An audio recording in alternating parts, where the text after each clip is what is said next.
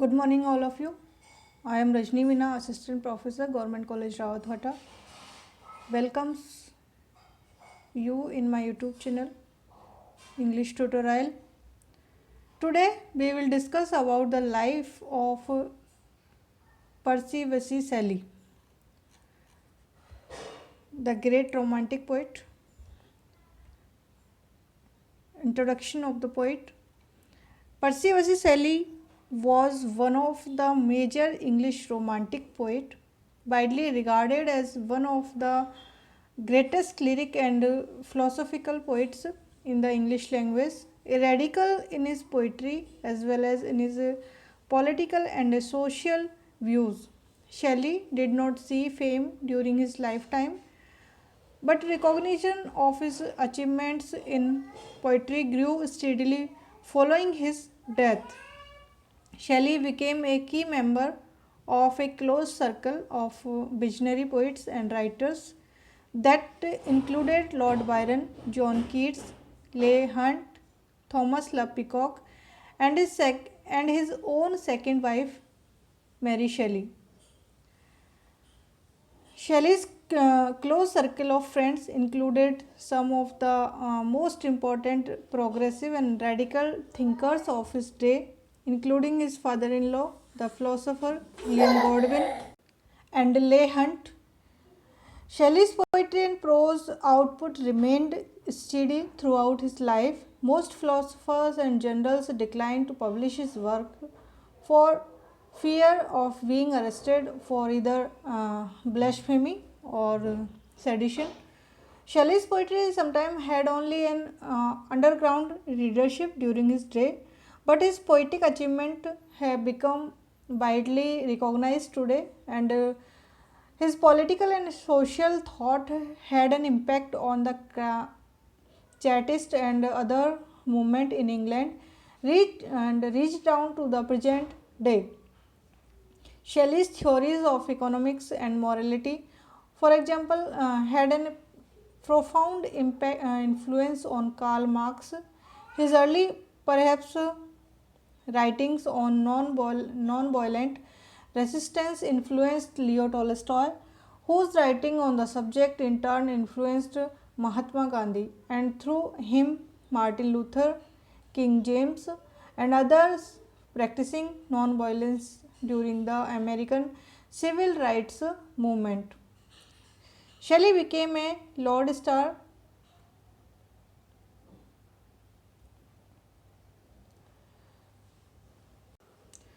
to the subsequent 3 or 4 generations of poets, including important Victorian and pre-Raphaelite poets such as Robert Browning and Dante Gabriel Rossetti. Admirers have included Oscar Wilde, Thomas Hardy, George Bernard Shaw, Leo Tolstoy, Bertrand Russell, W. B. Yeats, Utopian Sinclair, and Isadora Duncan.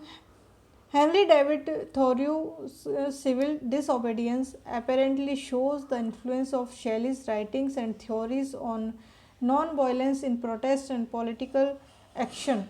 Shelley's popularity and influence has continued to grow in contemporary poetry circles. Early life and education of Shelley. Shelley was born on 4 August 1792 at Field Place, Broadbridge Heath near Horsham, West Sussex, England. He was the eldest son of Sir Timothy Shelley, who was a Whig member of Parliament for Horsham from 1790 to 1792, and for Horsham between 1806 and 1812, and his wife Elizabeth Pilfold, a Sussex landowner. He had 4 younger sisters and one much younger brother. Shelley's early childhood was sheltered and mostly happy.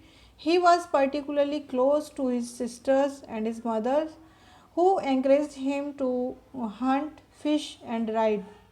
At age 6, he was sent to a school run by the vicar of Burnham Church, where he displayed an impressive memory and gift for language.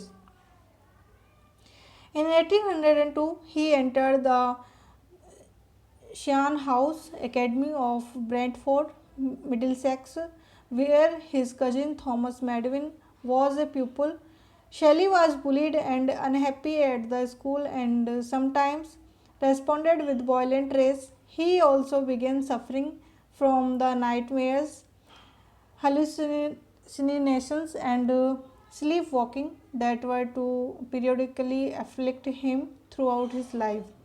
Shelley developed an interest in science, which supplemented his voracious reading of tales of mystery, romance, and supernatural. During his holidays at Field Place, his sisters were often terrified at being subjected to his supreme experiments with gunpowder, acids, and electricity.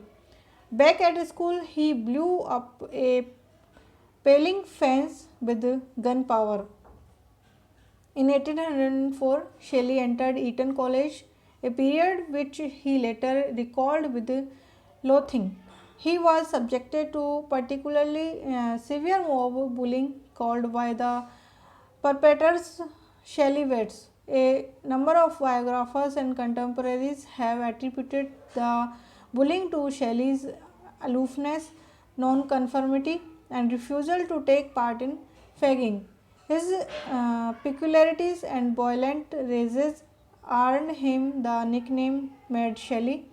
His interest in the occult and science continued, and contemporary describes him giving an electric shock to a master, blowing up a tree stump with gunpowder, and attempting to raise spirit with occult rituals. In his senior years, Shelley came under the influence of a part-time teacher, Dr. James Lind, who encouraged his interest in the occult and introduced him to liberal and radical authors.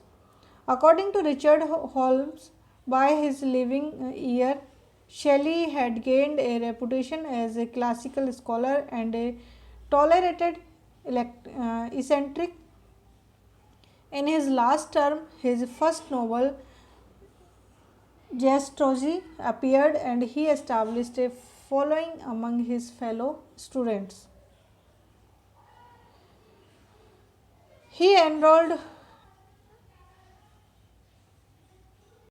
University College Oxford in October 10. Shelley completed original poetry by Vicar and Kjaer, written with his sister Elizabeth, the verse melodrama The Wandering Jew, and the Gothic novel Saint Irvyne or the Rosicrucian, a romance published 1811. At Oxford, Shelley attended few lectures, instead spending long hours reading and conducting scientific experiment in the laboratory. He set up in his room. He met a fellow student, Thomas Jefferson Hose, who became his closest friend. Shelley became increasingly politicized under whose influence, developing strong radical and anti-Christian views. Such views were dangerous in the reactionary political climate prevailing during Britain's war with Napoleonic France, and Shelley's father warned him against whose influence. In the winter of 1811-12, Shelley published a series of anonymous political poems and tracts, posthumous fragments of Margaret Nicholson, The Necessity of Atheism, written in collaboration with Hose, and a political essay on the existing state of things. Shelley mailed The Necessity of Atheism to all the bishops and heads of colleges at Oxford, and he was called to appear before the college fellows, including the dean, George Rowley. His refusal to college authorities to answer questions regarding whether or not he authored the pamphlet pamphlet resulted in his expulsion from Oxford on 25th March 1811 along with Hawes. A number of writers have speculated that the expulsion of Shelley and Hawes was politically motivated. Shelley was given the choice to be reinstated after his father's intervened on the condition that he would have to resent his avowed views. His refusal to do so led to a falling out with his father. Maris, 4 months after being sent down from Oxford on 28 August 1811, the 9-year-old Shelley eloped to Scotland with the 16-year-old Harriet Westbrook, a pupil at the same boarding school at Shelley's sisters, whom his father had forbidden him to see. Harriet Westbrook had been writing Shelley passionate letters threatening to kill herself because of her unhappiness at school and at home. Shelley, heartbroken after the failure of his romance with his cousin, Harriet grew cut off from his mother and sisters, and convinced he had not long to live impulsively, decided to rescue Westbrook and make her his beneficiary. Westbrook's 28-year-old sister Elijah, to whom Harriet was very close, apparent to have encouraged the young girl's infatuation with the future baronet. The Westbrook pretended to disapprove but secretly encouraged the elopement. Sir Timothy Shelley, however, outraged that his son had married beneath him, revoked Shelley's allowance and refused ever to receive the couple at Field Place.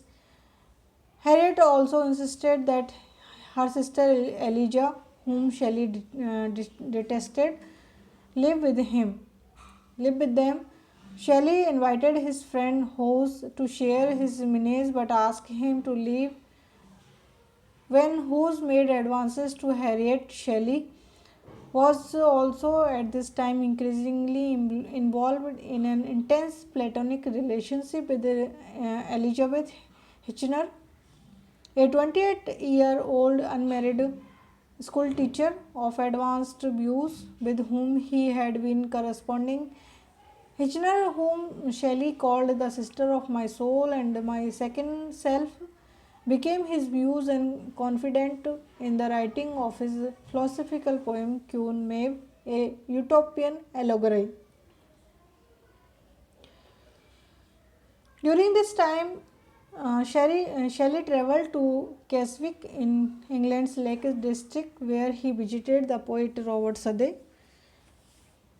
Under the mistaken impression of Southey was still a political radical, Southey, who had himself been expelled from the Westminster School for opposing flogging, was taken with Shelley and predicted great things for him as a poet. He also informed Shelley that William Godwin, author of Political Justice, which had greatly influenced him in his youth and which Shelley also admired, was still alive. Shelley wrote to Godwin offering him as his devoted disciple and informing Godwin that he was the son of a man of fortunes, Sussex, and a heir by entail to an estate of $6,000. Shelley was increasingly unhappy in his marriage to Harriet and particularly resented the influence of her older sister Elijah, who discouraged Harriet from breastfeeding their baby daughter, Iantha Elizabeth Shelley. Shelley accused Harriet of having married him for his money. Craving more intellectual female companionship, he began spending more time away from home, among other things studying Italian with Cornelia Turner and visiting the home and bookshop of William Godwin. Elijah and Harriet moved back with their parents. On 28 July 1814, Shelley abandoned Harriet, now pregnant with their son Charles, and he ran away to Switzerland with Mary. Then 16, inviting her stepsister Claremont, also 16, along because he could speak French. The older sister Fanny was left behind to her great dismay, for she too may have fallen in love with Shelley. The three sailed to Europe and made their way across France to Switzerland on foot, reading aloud from the works of Roger, Shakespeare, and Mary's mother. Mary Wollstonecraft was subsequently published by the Shelleys. Shelley was deeply influenced by the poetry of Wordsworth. Shelley's second marriage. After Shelley and Mary returned to England, Fanny Emily, Mary's half sister and Claire's stepsister, despondent over her exclusion from Shelley's household and perhaps unhappy at being omitted from Shelley's will, travelled from Godwin's household in London to kill herself in the Wales in early October. On 10 December 1816, the body of Shelley's entranced wife Harriet was found in an advanced state of pregnancy, drowned in the Serpentine in the Hyde Park, London.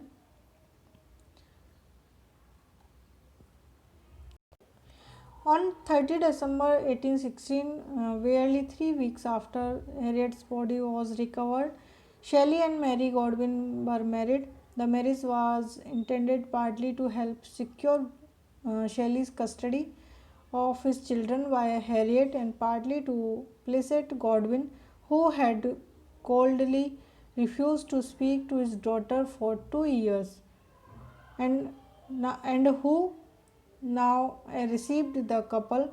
The courts, however, awarded custody of Shelley and Harriet's children to foster parents on the grounds that Shelley had abandoned his first wife for Mary because without cause and was an atheist. The Shelleys moved between various Italian cities during these years. In later 1818, they were living in Florence in a pension on the Via Falfonda. This street now runs alongside Florence railway station, and the building was now on the site, the original having been destroyed in the World War II. Shelley completed Prometheus Unbound in Rome, and he spent mid 1819 writing a tragedy, The Cenci, in Leghorn. In this year, prompted among the other causes by the Peterloo massacre, he wrote his best known political poem, The Mask of Anarchy and Men of England. These were probably his best remembered works during the 19th century. Around this time period, he wrote the essay The Philosophical View of Reform, which was his most thorough exposition of his political views to that date. In 1821, Shelley wrote the elegy. 1821, Shelley met Edward Flacker Williams, a British naval officer, and his wife Jane Williams. Shelley developed a very strong affection towards Jane and addressed a number of poems to her.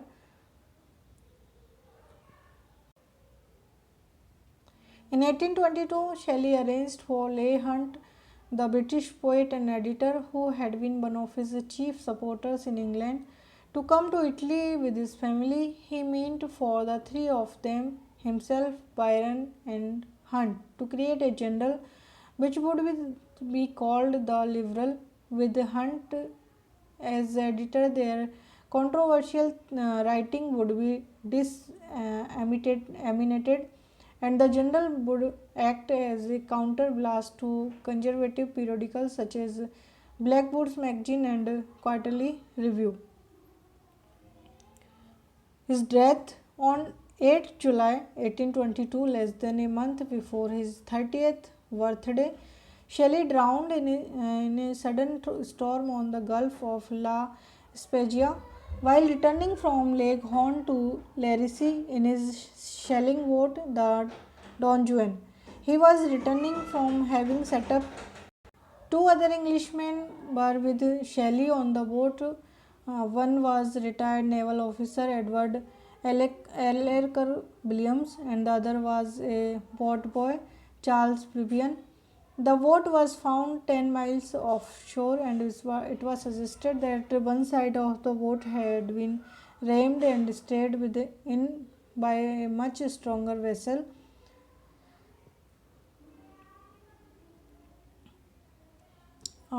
This is the picture. This is the picture of a funeral of Shelley by Louis Edward Fournier, 1889. Pictured in the center are from left Trelawney, Hunt, and Byron. In fact, Hunt did not observe the cremation, and Byron left early. Mary Shelley, who is pictured kneeling at left, did not attend the funeral according to customs at the time.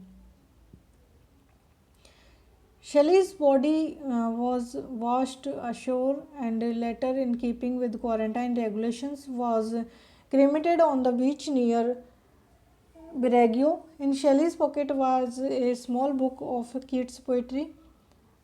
Upon hearing this, Byron said of Shelley, "I never met a man who was not a beast in comparison to him." The day after the news of his death reached England, the Tory newspaper Courier printed, "Shelley, the writer of some infidel poetry, has been drowned. Now he knows whether there is God or no."